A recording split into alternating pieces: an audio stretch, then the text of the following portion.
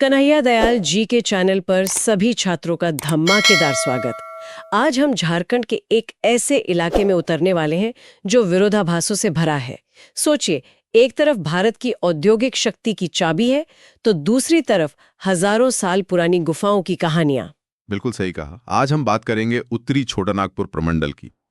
ये झारखंड का सबसे बड़ा प्रमंडल है और शायद सबसे महत्वपूर्ण भी। तो हमारा मिशन साफ है, इस प्रमंडल के सभी 7 जिलों से जुड़े हर उस तथ्य को कवर करना जो JSSC परीक्षा के लिए जरूरी है। तो चलिए एक एक करके इन 7 जिलों का सूपड़ा साफ करते हैं। हाँ, और शुरुआत इसके मुख्यालय हजारीबाग से करते हैं। हजारीबाग मतलब हजार बागों का शहर। नाम ही कितना सुंदर है। जी, और ये सिर्फ नाम नहीं है, ये पठार पर बसा है, तो यहाँ की जलवायु हमेशा से बहुत अच्छी रही है। लेकिन परीक्षा के लिहाज से हजारीबाग की असली पहचान कुछ और है। जैसे कि यहाँ का सूर्य कुंड। मैंने पढ़ा है कि ये भारत का सबसे गर्म पानी का सोता है। बिल्कुल, भारत का सबसे गर्म। इसका तापमान 88 डिग्री सेल्सियस तक पहुंच जाता है। 88 डिग्री, ये तो लगभग उबलता हुआ पानी हो गया। हाँ बिल्कुल। और यहाँ एक नहीं, कुल 5 कुंड हैं। सूर्य, लक्ष्मण, ब्रह्म, राम और सीता। और इसके पीछे का विज्ञान भी बड़ा दिलचस्प है। वो क्या है? देखिए, जमीन के नीचे जो रेडियोधर्मी खनिज होते हैं, जब पानी उनके संपर्क में आता है तो गर्म हो जाता है, और इसकी पानी में सल्फर होने की वजह से ये त्वचा रोगों के लिए भी फायदेमंद माना जाता है। अच्छा। और हजारीबाग सिर्फ प्रकृति नहीं, कला के लिए भी जाना जाता है। सोहराई और कोहवर पेंटिंग, इन्हें तो GI टैग भी मिला है। जी, और ये करंट अफेयर्स के लिए बहुत महत्वपूर्ण है।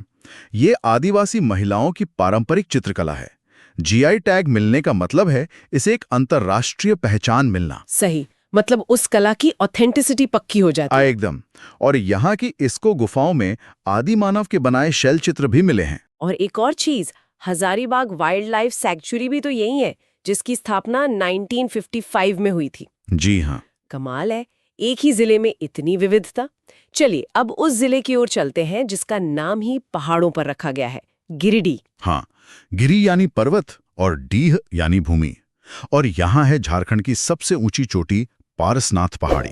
इसकी ऊंचाई अक्सर परीक्षा में पूछी जाती है ना? बार बार पूछी जाती है।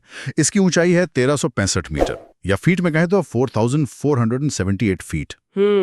और इसका धार्मिक महत्व तो बहुत ही ज्यादा है। बहुत ज्यादा। इससे संवेद शिखर भी कहते हैं। ये जैन धर्म का सबसे पवित्र तीर्थ स्थल है। मान्यता है कि 24 में से 20 तीर्थंकरों ने यही मोक्ष प्राप्त किया था। 24 में से 20? ये तो अद्भुत है। जी। और यहाँ उसरी जलप्रपात भी है जो उसरी नदी पर है। ये भी एक महत्वपूर्ण सवाल बनता है। और शायद खनिज भी यहाँ मिलते हैं।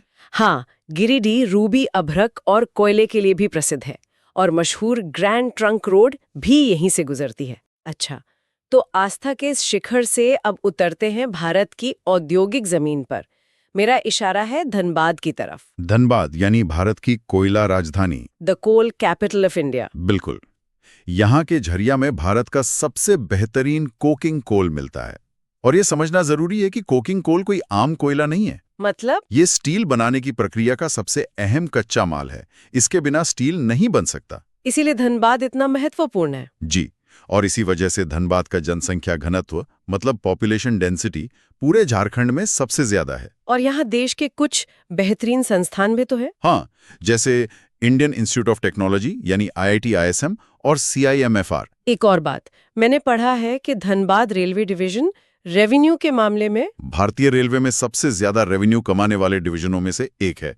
ये भी बिल्कुल सही है। तो धनबाद के कोयले से जो स्टील बनता है, चलिए अब उस स्टील के शहर चलते हैं, बोकारो। हाँ, बोकारो स्टील सिटी। धनबाद और बोकारो में एक बहुत बड़ा फर्क है। वो क्या? धनबाद जरूरत के हिसाब से अपने आप बढ़ता गया। हाँ। लेकिन बोकारो एक परिकल्पित शहर है, अ प्लैन्ड सिटी। अच्छा, इसे योजना के साथ बसाया गया था? जी बिल्कुल।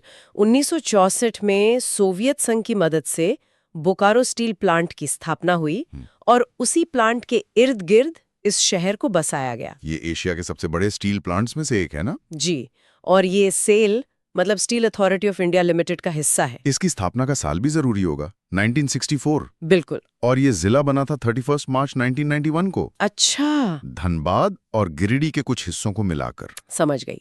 तो एक तरफ कोयला, दूसरी तरफ स्टील। ये प्रमंडल तो सच में झारखंड की औद्योगिक रीढ़ है। हाँ, और अब उस जिले की बात करते हैं जो कभी भारत की एक और राजधानी हुआ करता था। आप कोडरमा की बात कर रहे हैं, भारत की अभ्रक राजधानी। जी, माइका कैपिटल ऑफ इंडिया या अभ्रक नगरी। यहाँ दुनिया का सबसे बेहतरीन रूबी अभ्रक मिलता था। यही इसकी कहानी है। एक समय था जब कोडरमा का अभ्रक उद्योग पर एक छत्र राज था। तो फिर ऐसा क्या हुआ कि ये सब बदल गया? इसकी कहानी थोड़ी दुखद है। 1980 में सरकार ने वन संरक्षण अधिनियम लागू किया और कोडरमा की ज्यादातर खदानें जंगल की जमीन पर थीं। तो मतलब वो सारी खदानें अवैध हो गई? रातों रात।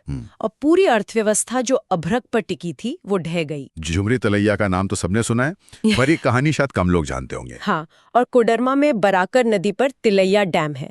ये झारखंड का पहला जल विद्युत स्टेशन था। ये भी एक बहुत जरूरी फैक्ट है। और मां चंचला देवी शक्तिपीठ भी यही है। जी, और इसे झारखंड का प्रवेश द्वार भी कहा जाता है। तो अब तक हमने 5 जिले कवर कर लिए, हजारीबाग, गिरिडीह, धनबाद, बोकारो और कोडरमा। अब चलते हैं एक अपेक्षाकृत नए जिले की ओर, रामगढ़। हाँ, रामगढ़ 12 सितंबर 2007 को हजारीबाग से अलग होकर एक नया जिला बना। लेकिन इसका इतिहास तो काफी पुराना है, बहुत पुराना। ब्रिटिश शासन के दौरान ये एक महत्वपूर्ण सैन्य छावनी थी, अ मिलिट्री डिस्ट्रिक्ट। और आज भी है। जी, आज भी एक महत्वपूर्ण कैंटोनमेंट एरिया है। लेकिन रामगढ़ की सबसे बड़ी पहचान शायद राजरप्पा मंदिर है। बिल्कुल, मां छिन्नमस्ता को समर्पित ये एक प्रसिद्ध शक्तिपीठ है। और इसकी लोकेशन बहुत ही अनोखी है। अद्भुत है। ये दामोदर और भैरवी नदी के संगम पर है। भैरवी नदी एक झरने की तरह ऊंचाई से दामोदर में मिलती है और ठीक उसी संगम पर यह मंदिर है। ये तो सुनने में ही बहुत शक्तिशाली लगता है। है भी। चलिए, अब इस सफर के आखिरी पड़ाव पर चलते हैं। 7वां जिला चतरा। चतरा, इसे छोटा नागपुर का प्रवेश द्वार भी कहते हैं। अच्छा, कोडरमा को झारखंड का प्रवेश द्वार और चपरा को छोटा नागपुर का प्रवेश द्वार। जी, और चतरा की सबसे खास बात है यहाँ का धार्मिक संगम। वो कहाँ पर? इटखोरी में। यहाँ भद्रकाली मंदिर परिसर है।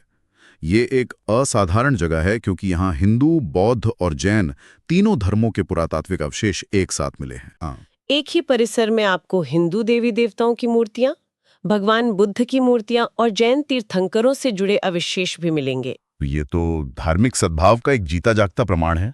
बिल्कुल, और यहाँ तमासीन, मालूदा और गोवा जैसे सुंदर जलप्रपात भी हैं। और लावालोंग वन्यजीव अभयारण्य भी तो चतरा में ही है। जी, वो भी यही है। तो दोस्तों, ये था उत्तरी छोटा नागपुर प्रमंडल का पूरा विश्लेषण।